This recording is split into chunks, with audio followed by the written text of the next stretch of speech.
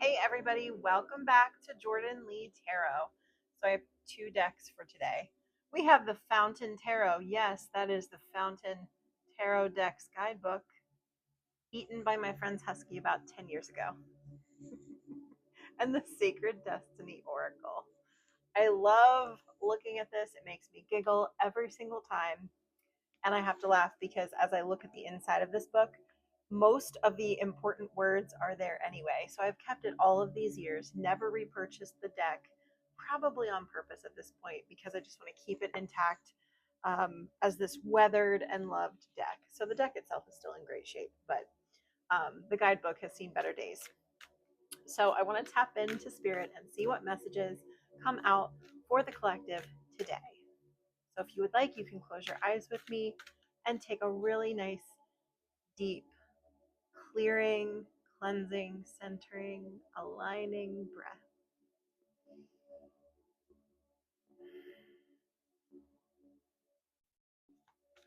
So I am a yoga instructor, and one of the things that I used to tell my students often or remind them of often is that the best and fastest route to God, to source, to energy is through the nose.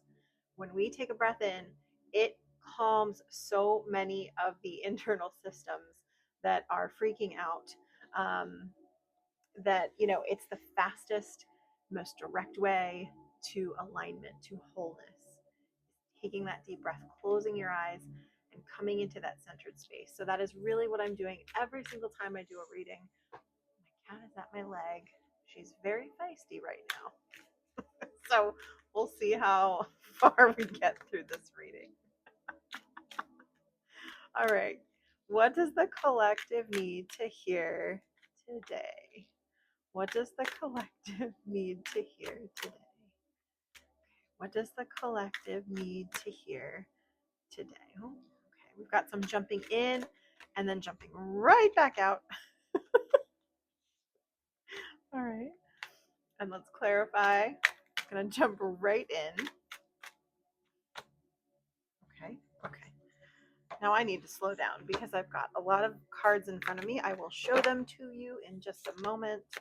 If you see the stuffed animal behind me, that is my dog's giant hedgehog. He is very small. The hedgehog is very big.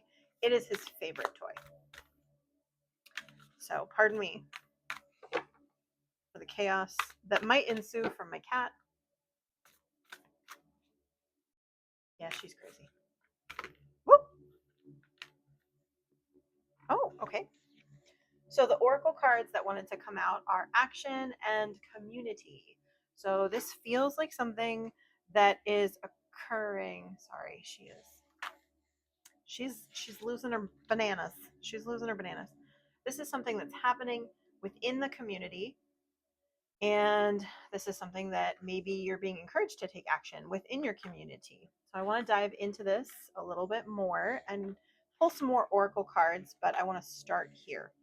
The King of Wands was the first card to come into, my awareness here today. The King of Wands, the wands are often about a lot of energy, outward energy, whereas the swords, that's inward energy. It's the mental process of the mind. So this is definitely talking about action, physical action in the world. A champion of possibility, inspiration, a confident spirit, mature regulation of passions, life as an adventure, a generous leader, and expansiveness. So this is talking about someone who believes in something and he pushes forward when he believes in it, when she believes in it, motivating all those around him or her to act in the name of possibility. So this person is potentially you, or it's an energy that you're being asked to embody. The Ten of Wands card is not so much to me about an individual burden, but maybe this is a problem within your community that you're being called upon to help make a difference in. This could be starting a community garden. This could be helping with the homeless problem in your town, right? This could be a myriad of things.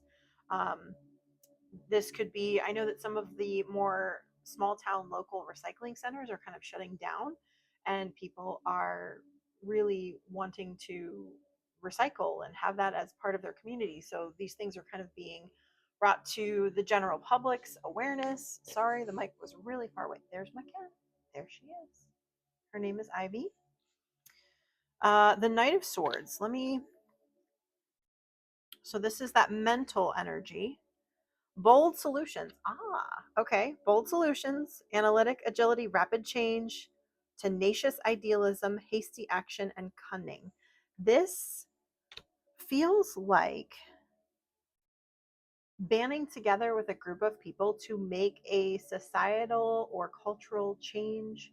And I'm always going to first take it to your local community. And then, obviously, depending on your situation, you can take that into a larger thing. This could be talking about social activism, this could be talking about environmentalism efforts, things like that. The Seven of Cups, I think, speaks of almost like I don't know where to start. And the card itself is normally like someone looking at all these cups, not knowing which one to grab, which one to look at. But I think there's a lot of ways in which that you would like to help your local community and you're kind of overwhelmed. Maybe this burden card is almost about, how do I help? How do I go about doing this? I want to do all these things. I only have two hands. I need help. I need to gain some support in my local community. So, okay. Um, this is saying wishing instead of doing, muffling your inner voice through distraction, fantasizing about endless options, but not actually moving forward just yet. So, this could be something that's in the planning stages or something that there is a problem that's identified that you're having a really hard time figuring out how to make the changes. But this card coming out, the Two of Cups card, there is something about um, like wants being aligned within the community. So everyone wants the same thing. There's harmony. This is a balance and harmony card, typically looked at in a love reading as like two lovely, balanced people in a couple that are happy and harmonious and just in alignment. They're tuned into one another. But this feels like um, an actual community itself, or you and then your community being that other person, if you will, that are aligned. So this is something that you want and the community wants. So this is um, very interesting. I want to dive into this a little bit more. Great card to jump. Change. There's some sort of change that needs to happen. Security and simplicity.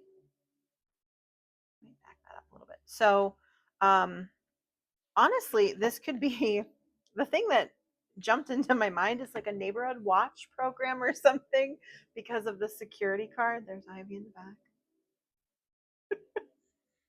I love that she does this. She normally doesn't show up in readings, so that feels important and special. Actually, probably chasing something, a dust speck or a fly, who knows. But this security card, it reminds me of the times when, that community built around the fire at night was a source of stability. And we gathered to share stories, we gathered to share information, we gathered because it was a way to stay safe from wild animals who wanted to attack and eat us, right? This is banding together for the sake of security. And this card just always reminds me of the KISS methodology, the keep it simple, stupid, in the best way possible. So there's some sort of changes that people are wanting to make to utilize each other in an act of divine codependence.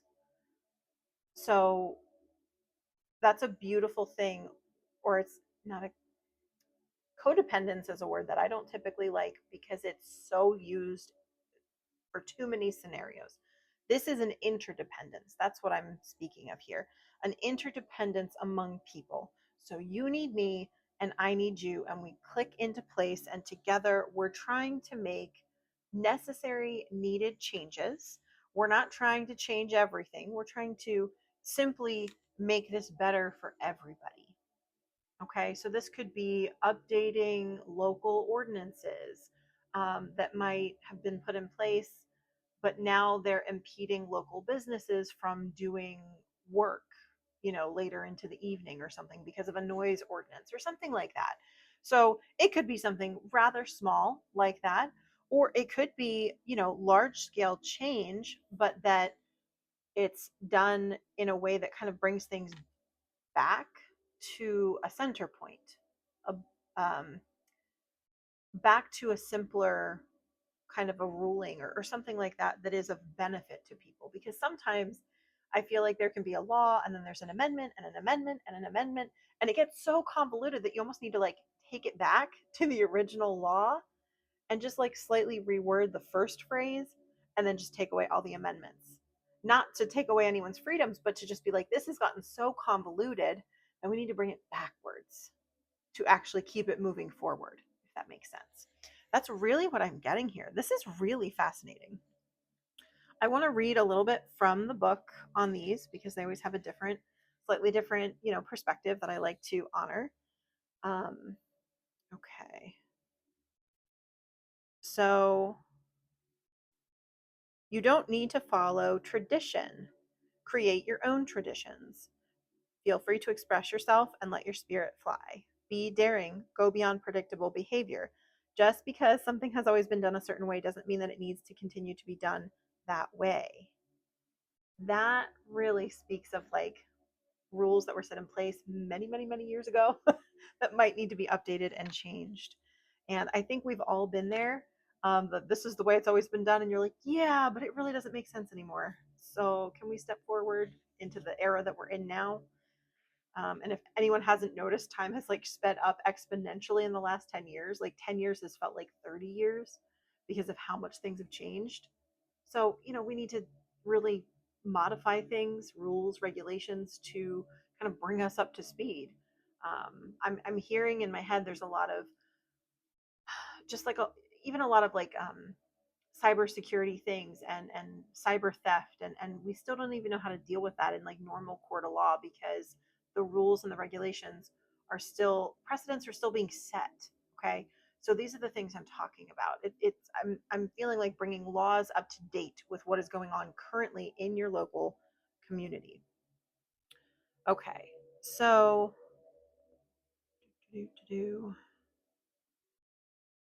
it's talking about some of the strongest ties are of friends who know who you are, and then talking about sometimes it's ancestors and soul family who reside in spirit. But this card speaks of finding your community and your people. It's remembering that your people are at your side, believing in you, loving in you, standing strong beside you. Call on your community and ask for their assistance.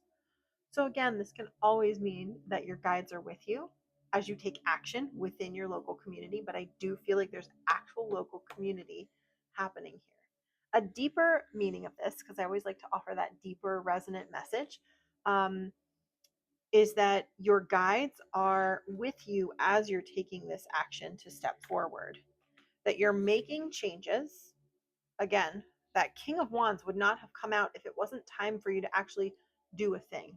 This is saying, oh, I'm going to move. I'm going to move. I'm going to move. This is like, okay, now it's time to actually pack boxes. Let's go. Change. And your guides are with you. Your spirit team is with you. Um, my second move since moving here to the Pacific Northwest was quite shockingly fast and efficient, even though I knew in my soul that it was going to be so. It still surprised me how fast it happened, how efficient. And I don't want to say how expected it was, but when it was happening, I was like, oh, yeah, this is what was supposed to happen. Like, it didn't shock me, even though it was like, oh, wow, this is fast. My brain was saying, oh, wow, this is fast. My soul is like, yeah, of course. Like, you knew this was coming. This was planned. You had tapped in ahead of time. This isn't fresh information for you. But it's still that disconnect between spirit and what you know in your soul and experiencing it in the physical. It's still sort of like, wow. You still get to get excited about it. But change is either being encouraged or it is on its way. And you're being encouraged to take action, followed, with that action card. So the change being led to security and simplicity for you. I think that, again, there's this dual meaning of using your actual local community if you're feeling called to that energy. If you're not, and this is more of an internal message, again, there's an internal shift. Your guides are with you and supporting you as you make these changes. And it's guiding you to happiness that this card also represents a contentment. Okay. Happiness is fleeting, contentment is in your bones. Okay. What you want is contentment because things are going to be good and things are going to be shitty. But if you're content, you're going to really have a grounded sense of what's actually going on, even when things are externally turbulent.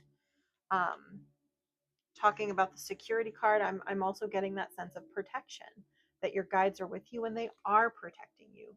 You are secure, even in times where you feel like your community has left you. This might be people who need to leave toxic family members behind, toxic community, toxic church, or education, or health system people behind, right? This could be someone who worked in the medical system and finally was like, I can't do this anymore. You know, the medical system and some of the things that are in place, I don't believe in it anymore. It doesn't feel like me anymore. And I need to make this change, but I don't know where to start because I'm feeling very overwhelmed. But I know that I got to make this move. I'm thinking about it. I'm thinking about it. I'm thinking about it because that Knight of Swords is talking about a bit of like a woo, woo, woo, woo, woo, woo up here. And this signifies crazy. So I don't want to do this. It's more like zoom, zoom, zoom. Your brain is chugging along and you're thinking really hard and you're like, what do I do? What do I do? What do I do? And you're looking for that internal sense of balance and stability. Let me read the Two of Cups message from this particular deck. Okay, simpatico, harmonious relationship, healing of relationship, alchemy, love fulfilled, and engaged intuition. Oh, I like that. So this could also be you and your intuition or you and your guides that are like, oh, we're doing it. You're helping me. And they're like, yep, I've been here the whole time. So this is a really beautiful message. I'm glad that I got to go into both layers of this for people because I do feel like it depends on what moment of your life you're in. Sometimes you need that grounded physical message, what's happening in my actual surroundings.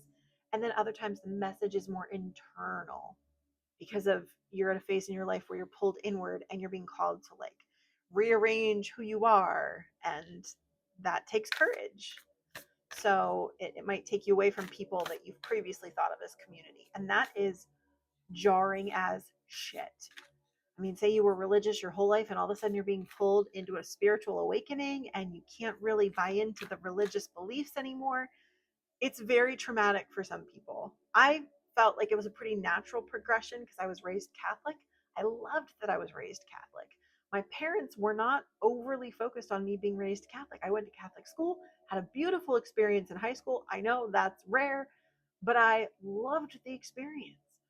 And then I graduated from Catholicism into the spiritual beliefs that I hold now and that deep inner knowing of self and my guides and just that deep trust in the plan that I created for myself. And that's where this contentment card comes in and that's what I think this reading is speaking of, a deep sense of knowing. And it doesn't have to be complex, it doesn't have to be stressful. It's just contentment in the knowing. Let me pull one more card and then we will wrap up for this reading. I have to admit, I have a little bit of separation anxiety when readers end too quickly, and I never like to do that to you guys. So I always like to pull one more card to like prepare you that the reading is ending so that I'm not just like, okay, bye. Is that just me? Is that weird? But it just feels like our energy is commingled. And then if I'm just like, okay, bye, it just kind of like rips the connection apart too quickly. Maybe I'm weird, but I don't like that. I don't personally like it. So, okay. Healing chaos through stillness. That is our ending kind of a message. So, the healing through stillness, I think, is the contentment that's felt when you are using your helpers and your guides, but that you understand, what that true contentment feels like. even when you're alone, when you don't have community, or when you've specifically pulled back from a community that you were previously a part of, or you just need to step back from the crowd to re-examine your beliefs and be like, okay, I was, you know, in the front lines going yabba dabba doo, with whatever we're saying, and we're protesting or pushing or encouraging, but I need to step back from that because I need to be alone. I need to be in stillness to heal some of this chaos and figure out what the heck I actually do want, what my beliefs actually are, so that I can come into contentment with who I am. And that is who you are in this moment, because who you are is always changing as well. But, that first spiritual awakening is the biggest, right? It's the biggest foundation shift. And then from there, you're still internally rearranging who you are numerous times, and it feels horrifying nearly every time. That's just the truth. But again, as you go through that second awakening, that third awakening, that fourth awakening, there's this sense of peace throughout, because you've gone through the big shift. You understand what the process is. It's kind of like going in for surgery a second time. Okay, the first time was not fun, but I know the process. I know what the healing protocol is, and I'm feeling ready to undertake that difficulty. So you are at peace with what's happening. You're at a state of contentment with where you are. So I wish everybody this, a healing of chaos, because a still mind and a state of contentment is the deepest, most wonderful gift that you can ever offer yourself. All right. I hope this message had value for you. And if you ever want a personal reading, all of that information is in the show notes. I have a website. You can also just email me at hello@jordanlee.com to book a Zoom meeting, and it is a face-to-face, and I do record and get you a recording of your session. So it's a very personalized thing. I don't do a ton of readings. That might change as things grow and the channel grows, but for right now, I can offer a very deep and personal experience with the Zoom sessions. So I look forward to seeing you guys again. And until next time, have a beautiful day.